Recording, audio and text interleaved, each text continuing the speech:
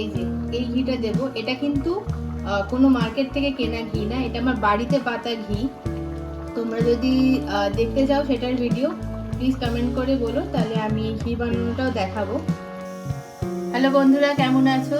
আজকে আমি তৈরি করব চিংড়ি মাছের মালাইকারি। সেই জন্য আমি নিয়েছি চিংড়ি মাছ, তো সেগুলো আগে ভেজে নেব।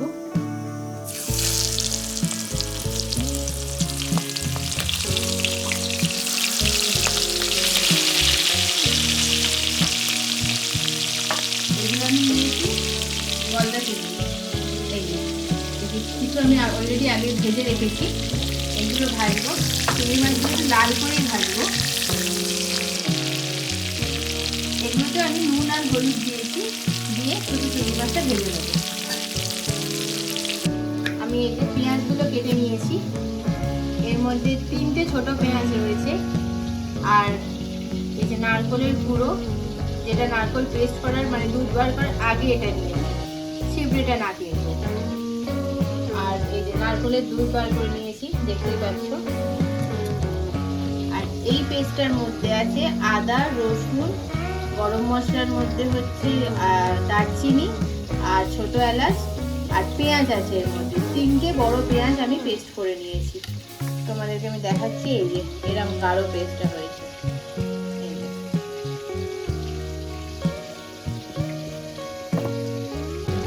মাছের এক পিঠ ভাজা হয়ে গেছে, মাছের এক পিঠ ভাজা হয়ে গেছে। আমি আর এক পিঠ উল্টে দিচ্ছি। এই মাছগুলোতে ডিম আছে।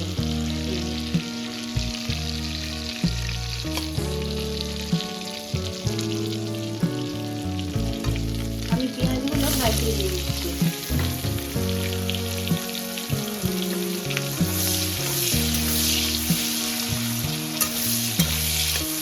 একটু লাল করে ভাজবো পেঁয়াজটা, তারপর মশলাটা দিয়ে করবো।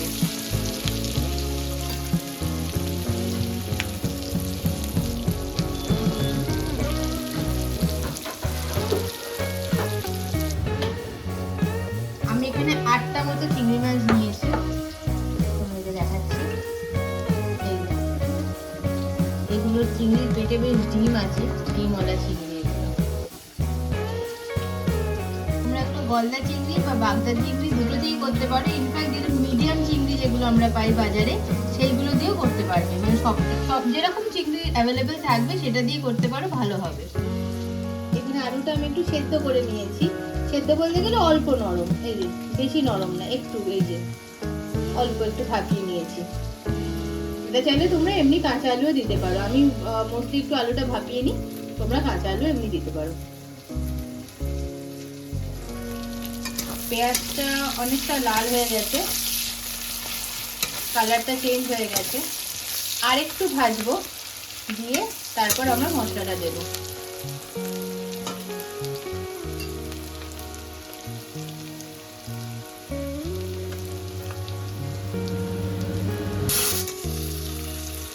পেঁয়াজটা লাল করে ভাজা হয়ে গেছে, এইবারে মশলাটা দিয়ে দেব। পেঁয়াজ, আদা, রসুন আর গরম মশলার মধ্যে হচ্ছে দারচিনি আর ছোট এলাচ। তোমরা চাইলে এখানে শুকনো লঙ্কাও অ্যাড করতে পারো। আমি যেটা করিনি, কারণ আমরা মালাইকারি একটু মিষ্টির দিকটা বেশি আর কি ভালোবাসি। এই যে মশলার বাটি ধুয়ে জলটাও দিয়ে দিলাম।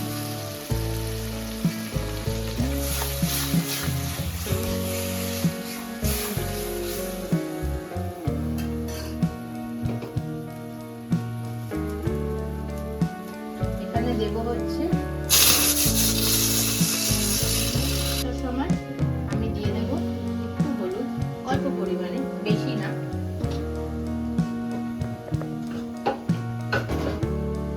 আর দেবো লাল লঙ্কার গুঁড়ো, এটা খুব একটা বেশি না। লাল লঙ্কাটা দিলাম একটু কালার আনার জন্য। এবার দেবো নুন আর চিনি।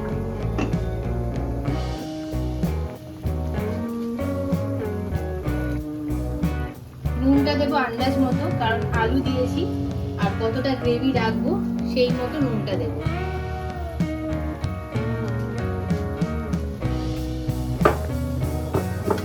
এটা একটু খেয়ে দেখবে যে কতটা মিষ্টি আছে, সেই তুলনায় চিনিটা দিও।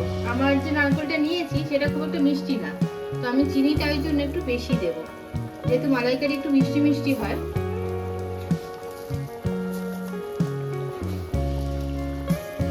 4 চামচ মতো আমি চিনি দিলাম। তোমরা তোমাদের স্বাদ মতো কিন্তু চিনিটা আর নুনটা দিতে পারো। এবার মশলাটাকে একটু কষতে দেবো। মশলা থেকে তেল ছাড়লে তখন আমরা নারকেল যে কুড়ে রেখেছি যেটা অল্প করে সেটা দেবো, আর নারকেলের দুধটা তার একটু পরে দেবো।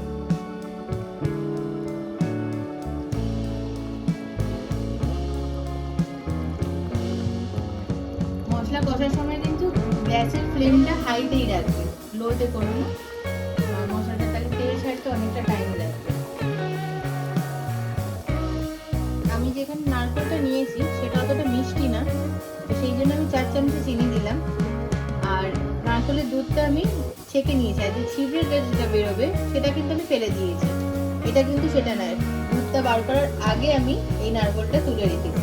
একটা ছোট বাটির মতো তুলে রেখো, এটাতে কি গ্রেভিটা একটু ঠিক হয় আর খেতেও ভালো লাগে। নারকেলের যদি ফ্লেভারটা ভালো লাগে, আর মালাইকারিতে মেইনলি নারকেলের ফ্লেভারটাই, তো সেই জন্য আমি নারকেলের পোর্শনটা একটু বেশি দিই। তোমরা তোমাদের মতো দিতে পারো, আর যারা নারকেল খেতে খুব একটা ভালোবাসো না তারা একটু কম দিতে পারো, বা যারা বেশি ভালোবাসো তারা আমার মতো এরকম ভাবেও দিতে পারো। এই যে মশলাটার কালারটা দেখছো অনেকটাই কিন্তু চেঞ্জ হয়ে গেছে। প্রথমে একটু সাদাটে মতো ছিল, এখন কিন্তু অনেকটা চেঞ্জ হয়ে গেছে। এরকম পুরো মশলাটার কালারটা চেঞ্জ হবে, একটু তেল বেরিয়ে আসবে, তখন জানবে মশলাটা পুরোপুরি হয়ে গেছে।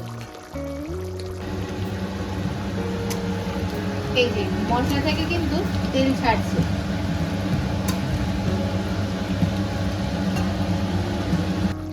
মশলা থেকে তেল ছাড়ছে, তোমরা দেখতে পাবে এই যে সাইডগুলোতে তেলগুলো অ্যাকুমুলেট হচ্ছে। এই যে তেল অনেকটা ছেড়ে এসছে, এই সময় আমরা আলুগুলো দিয়ে দেবো।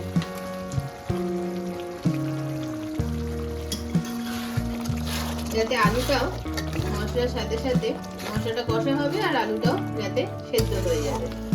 আলাদা আলু সেদ্ধর জন্য কোনো সময় দিতে হবে না।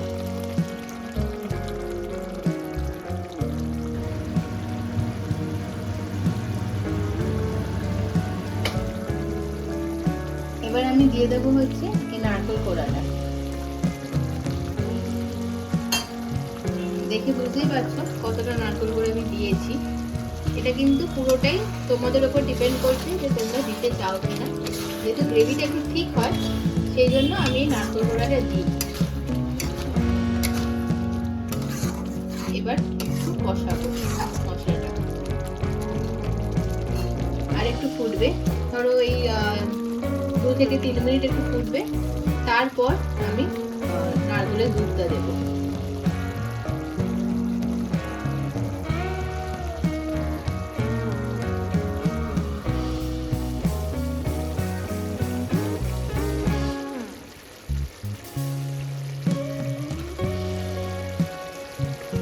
একটু নেড়ে দেবো মশলাটা, যাতে তলাটা কোনোভাবে ধরে না যায়। দেখো মশলা দিয়ে অনেকটা তেল বেরিয়ে এসেছে, মশলাটা কিন্তু কষা হয়ে গেছে। এইবার দেবো নারকেলের দুধটা।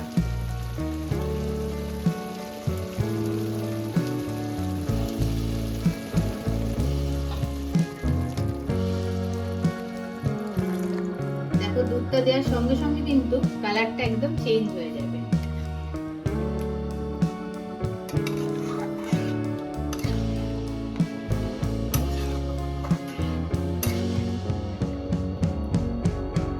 আর একটু পরিমাণ জল দেবো আমি, কারণ আমার দুটো 8টা মাছ আছে। এই বাটিটা ধুয়ে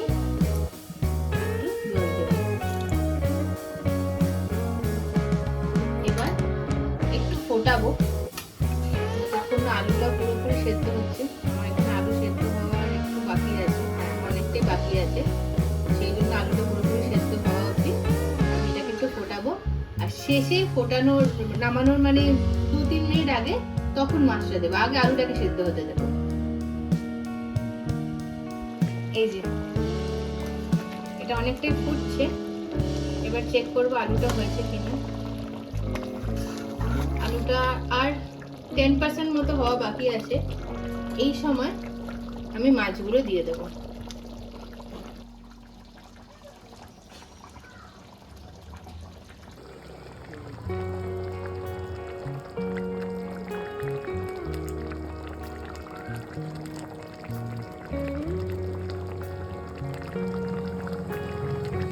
এই যে মাছ দেওয়ার পরে যে মাছের যে তেলটা থাকে সেটাও কিন্তু ফেলবো না, সেটা দিয়ে দেবো। এটাতে কিন্তু টেস্টটা অনেক বেশি বাড়ায়, তো কখনোই এটা ফেলে দেবে না। যে কোনো মাছ ভাজার পরই যে রাখার পরে পাত্রটা যে তেলটা থাকে সেটা কিন্তু ফেলে দেবো না। এই যে মাছগুলো একটু হয়ে গেলে তারপর ঘি আর গরম মশলা গুঁড়ো দিয়ে নামাবো। মাছগুলো একটু 2 থেকে 3 মিনিট একটু হতে দেবো। হাই ফ্লেমে গ্যাসটা রাখবো।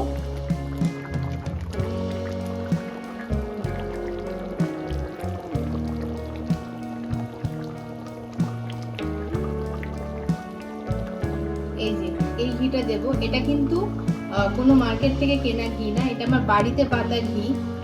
তোমরা যদি দেখতে চাও সেটার ভিডিও প্লিজ কমেন্ট করে বলো, তাহলে আমি ঘি বানানোটাও দেখাবো।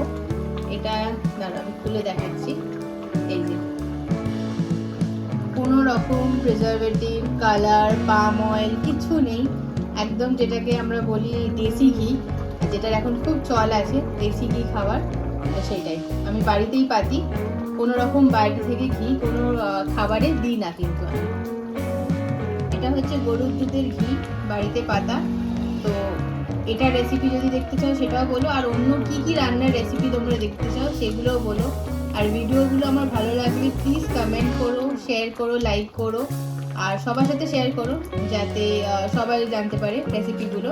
আর কি কি নতুন রেসিপি দেখতে চাও সেগুলো আমাকে কমেন্ট করে বলো, আমি চেষ্টা করবো সেইগুলো দেখানো। এই যে ঘিটা দিয়ে দেবো, খুব দড়া সাথে ঘি দেবো না, অল্পই দেবো, যেহেতু এখন সবাই আমরা হেলথ কনসিয়াস। এই সময় গ্যাসটা একদম আস্তে করে দেবো। আর দেবো হচ্ছে গরম মশলার গুঁড়ো, বাজারে যে কোনো গরম মশলার গুঁড়ো তোমরা দিতে পারো। আমি ইউজ করছি সানরাইজারটা, সেটাও তোমরা দিতে পারো। অন্য এভারেস্ট অনেক কিছু পাওয়া যায়, সেগুলো দিতে পারো, যেটা বাড়িতে অ্যাভেলেবেল থাকবে। এখানে কিন্তু শাহি গরম মশলার গুঁড়োও দিতে পারো, আমি এটা প্লেন গরম মশলার গুঁড়ো দিচ্ছি। তোমরা চাইলে কিন্তু শাহি গরম মশলার গুঁড়োটাও দিতে পারো। এই যেটা এখন ফুটছে, আর একটু ফোটাবো। আর তোমরা প্লিজ জানিও আমার আগের ভিডিওটা যারা দেখেছো বা যারা দেখোনি তারা প্লিজ গিয়ে দেখো নতুন মুড়ির পায়েস, সেগুলো কারা কারা বানালে সেটাও আমাকে জানিও, কারণ সামনেই পোস্ট পার্বণ আর কি। তো সেখানে কারা কারা বানালে, আর পাটিসাপটা বা অন্য কোনো ভিডিও দেখতে চাইলে সেগুলো কমেন্ট করো। পাটিসাপটার ভিডিও আমি আর 1-2 দিনের মধ্যেই দেবো। আদার্স যে রেসিপিগুলো আছে, যেগুলো মাটন কারি, একটা কুইক মাটন কারি আছে, তো সেইগুলো কিন্তু ডেসক্রিপশন বক্সে দেওয়া থাকবে, তোমরা গিয়ে প্লিজ চেক আউট করো। কেকের ভিডিও আছে, এই নতুন বছরে যারা কেক বানাতে চাও, খুবই সিম্পল ওয়েতে কেক বানানো, তো সেইগুলোও তোমরা দেখতে পারো। যারা নতুন কুকিং করছো আর কি, তাদের জন্য একটা কুইক মাটন রেসিপিও আছে, সেইগুলো চেক আউট করো। আর প্লিজ আমায় জানিও কেমন লাগছে। এই যে আমার মালাইকারিটা একদম হয়ে গেছে, আমি গ্যাস বন্ধ করে দিয়েছি। এটাকে এখন একটু স্ট্যান্ডিং টাইম দেব, ওই 2 থেকে 3 মিনিট, তারপর সার্ভ করে আমি দেখাচ্ছি কেমন লাগছে। এই যে আমি এটাতে সার্ভ করে নিচ্ছি।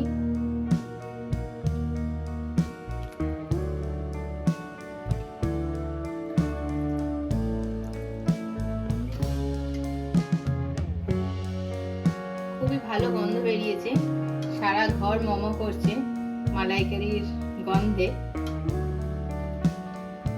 এই রেসিপিটা করা হচ্ছে আমার মা আর আমার বরের দুজনেরই খুব প্রিয়, তো ওর জন্মদিন সেই উপলক্ষেই আমি এটা বানাচ্ছি। তো বার্থডে ব্লগ যেটা করব সেখানে তোমরা রিভিউ পাবে যে যার জন্য বানাচ্ছি তার কেমন লাগলো।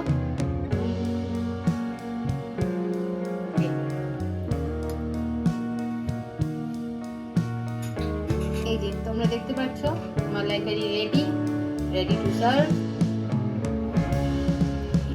রেসিপিটা ভালো লাগলে please do like, comment and subscribe. আর ফ্যামিলি মেম্বার্সের সাথে, ফ্রেন্ডসের সাথে প্লিজ শেয়ার করো আর সাথে থেকো। বাই।